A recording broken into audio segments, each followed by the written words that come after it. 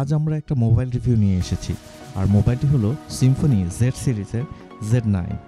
Z9 এই মোবাইলটি 5.5 inch display, 1080p display, এবং এটাতে প্রসেসর হিসাবে ইউজ করা হয়েছে মিডিয়াটেকের processor octa core 1.5 GHz, RAM 3GB এবং রোম 32GB, যা এক্সপেন্ড করা যাবে 128GB পর্যন্ত। এবং এটাতে fingerprint sensor, light proximity, compass, এগুলো সব কিছু ইউজ করা হয়েছে। মোবাইলটির টাচ রেসপন্স খুবই স্মুথ এবং ইউজার ইন্টারফেসটি খুবই ভালো ছিল। মোবাইলটিতে 2.5D গ্লাস ইউজ করা হয়েছে, যার কারণে মোবাইলটি হাতে নিলে খুবই প্রিমিয়াম ফিল হবে। মোবাইলটিতে অপারেটিং সিস্টেম হিসাবে অ্যান্ড্রয়েড 7 Nougat ইউজ করা হয়েছে।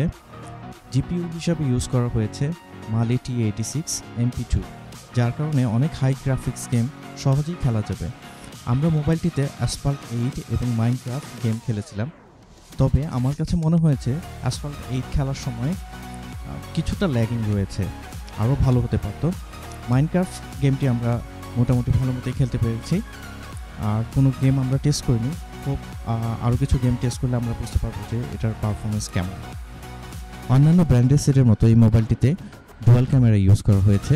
মোবাইলটির রাইট সাইডে ভলিউম বাটন, পাওয়ার কি এবং ফ্রন্টে আছে home button, fingerprint scanner.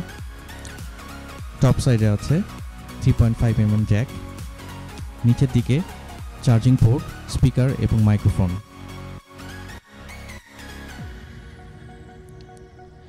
Fingerprint স্ক্যানারটি normally যে মোবাইলগুলো এখন আছে বাজারে তার মতোই সেট আপ করে নিতে হয়। সেট আপে বেশিক্ষণ সময় লাগেনি আমাদের, তবে আমার মনে হয়েছে ফিঙ্গারপ্রিন্ট স্ক্যানারটি আরও অনেক ভালো হতে পারত। এটা রেসপন্স টাইম একটু বেশি নিয়েছে, অন্যান্য চাইনিজ ফোনগুলো এর চেয়ে ভালো সার্ভিসে। এবার চলে আসি ক্যামেরা ইন্টারফেসে। ক্যামেরা ইন্টারফেসটি মোটামুটি ভালো ছিল, তবে দাম অনুযায়ী আরও ভালো হতে পারত। আর এখানে এই মোবাইলে ইউজ করা হয়েছে ডুয়াল ক্যামেরা, একটা 13 মেগাপিক্সেল এবং একটি 2 মেগাপিক্সেল ডেপথ অফ ফিল্ড তৈরি করার জন্য, বোকে তৈরি করার জন্য। তবে পিকচার কোয়ালিটি আমার কাছে খুব বেশি ভালো মনে হয়নি। এই দাম, মানে মোবাইলটির দাম 14,990 টাকা, এই দামে আরও ভালো পিকচার কোয়ালিটি আমরা আশা করেছিলাম। এতে কিছু মুড ইউজ করা হয়েছে, বিউটি মুড, প্যানোরামা, যেগুলো নর্মালি অন্যান্য মোবাইলগুলোতে থাকে। তবে সবচেয়ে বড় কথা হচ্ছে পিকচার কোয়ালিটি আরও ভালো হলে আরও ভালো লাগতো। আর এই মোবাইলটিতে আপনি 1080p 30 ফ্রেম পার সেকেন্ড আপনি ভিডিও করতে পারবেন। ভিডিও কোয়ালিটি মোটামুটি ছিল, আশানুরূপ হয়নি। আশা করেছিলাম যে আরও ভালো কিছু হবে, তবে সেই পরিমাণ আমরা পাইনি। ফ্রন্টে 8 মেগাপিক্সেল ক্যামেরা ইউজ করা হয়েছে। ফ্রন্টের ক্যামেরাটি মোটামুটি ভালো ছিল।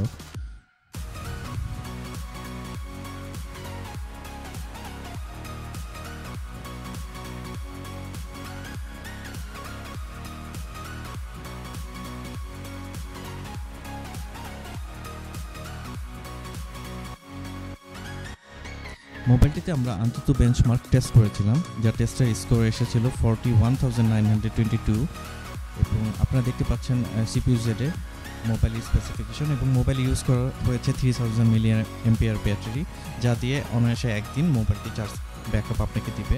গেম খেলে বা গান শুনলে সেই অনুযায়ী আপনি ব্যাকআপটা পাবেন। তো আমি বলবো যে ভিউয়ার্স, মোবাইলটি মোটামুটি ভালো ছিল, তবে প্রিমিয়াম হ্যান্ডসেট হিসাবে আমি আরও কিছু আশা করেছিলাম। সো এই ছিল আমার review. Thank you so much. Detail আপনার ওয়েবসাইট দেখে নেবেন।